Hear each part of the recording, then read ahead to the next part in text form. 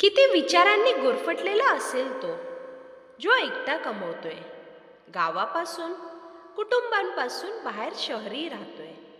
कधी शांतपणे झोपत असेल का तो? त्याचं शरीर शहरात आणि मन पूर्णपणे गावाकडे गुंतलेलं असतं.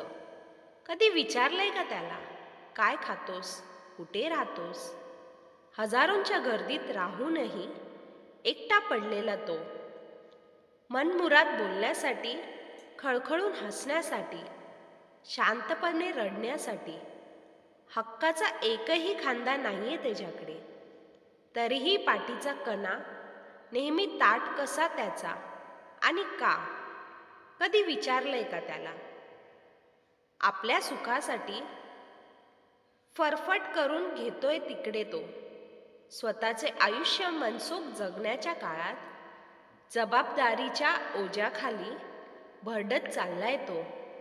फक्त पैशापुरती काय ती विचारपूस होते त्याची. विचारांनी खचत चाललाय तो, शांतपणे सगळं सोसतोय. त्याला बदलला म्हणून हिणवू नका. कदाचित एकटा पडला असेल तो. घरातला तो त्याला समजून घ्यायला शिका.